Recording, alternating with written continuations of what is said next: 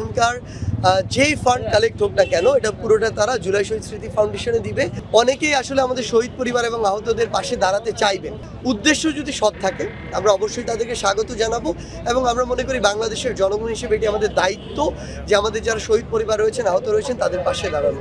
আমরা আসলে আমাদের কাছে নিরাপত্তার অগ্রাধিকার সবার আগে, কারণ এখানে যেমন সাধারণ মানুষ আসবেন, এখানে বাংলাদেশের বিভিন্ন ক্ষেত্রে বিভিন্ন গুরুত্বপূর্ণ মানুষ আসবেন, পাশাপাশি সবচেয়ে গুরুত্বপূর্ণ আমাদের কাছে যারা শহীদ পরিবার এবং আমাদের আহত যোদ্ধারা আসবেন।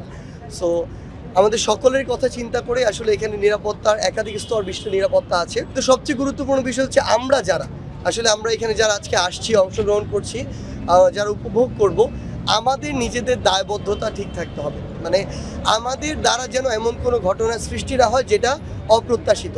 আমরা বিশ্বাস করি সকলে যদি সহযোগিতাপূর্ণ মনোভাব নিয়ে আজকের যে কনসার্ট সেটা উপভোগ করে, তাহলে দিন শেষে কোনো রকমের অনাকাঙ্ক্ষিত ঘটনা ঘটার কোনো সম্ভাবনা নেই।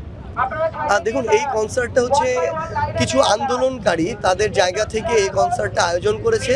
তারা আমাদের জুলাই শহীদ স্মৃতি ফাউন্ডেশনের সাথে যোগাযোগ করেছিল এই বলে যে এখানকার যেই ফান্ড কালেক্ট হোক না কেন এটা পুরোটা তারা জুলাই শহীদ স্মৃতি ফাউন্ডেশনে দিবে শহীদ পরিবার এবং আহতদের জন্য।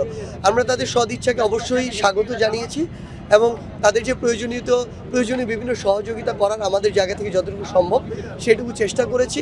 অনেকেই আসলে আমাদের শহীদ পরিবার এবং আহতদের পাশে দাঁড়াতে চাইবেন।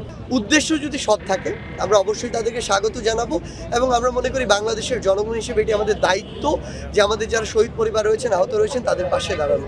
আমরা এটা অসংখ্যবার আমাদের জায়গা থেকে বলেছি যে তারা যতদিন এই বাংলাদেশে আছেন, আমরা যতদিন আছি, আমরা আমাদের জায়গা থেকে সর্বোচ্চ চেষ্টা করব। আমাদের ফাউন্ডেশন তাদের জায়গা থেকে সর্বোচ্চ চেষ্টা করবে। আর্থিক সহযোগিতা মাত্র শুরু হয়েছে, এটি ক্ষুদ্র একটি প্রচেষ্টা মাত্র। এটি দীর্ঘমেয়াদে কিভাবে সাস্টেইন করানো যায়, কিভাবে তাদেরকে পুনর্বাসন করা যায়, এই বিষয়গুলো আমরা আমাদের জায়গাতে এগুলোর প্ল্যানিং নিয়ে কাজ করছি। তাদের চিকিৎসা বিষয়ে কিভাবে আরও স্পেশালি তাদেরকে কেয়ার করা যায় সেটি নিয়ে কাজ চলছে। শহীদ পরিবারের প্রত্যেক পরিবার থেকে অন্তত একজনকে চাকুরি দেওয়ার ব্যবস্থাটি কিভাবে করা যায় সেই পরিকল্পনা চলছে। আমাদের অবশ্যই সদিচ্ছা আছে, পরিকল্পনা আছে, আমরা আমাদের জায়গা থেকে সর্বোচ্চ চেষ্টা করে যাব। আমরা আমাদের জায়গা থেকে মনে করি উদ্দেশ্য যখন এখান থেকে যে ফান্ডটা রেইজ হবে এটা শহীদ পরিবার এবং আহতদের জন্য, তখন সকলে তাদের জায়গা থেকে এই সহযোগিতাটুকু করেছে এবং এটা করাটাই আমরা প্রত্যাশা করি। এখানে অবশ্যই বাংলাদেশ সেনাবাহিনীর পক্ষ থেকে আমরা সহযোগিতা দেখলাম, তাহলে আমরা রাহাত ফাতে আলী খানের মতো একজন ব্যক্তি তার জায়গা থেকে, ব্যক্তিত্বের জায়গা থেকে সহযোগিতা করেছে।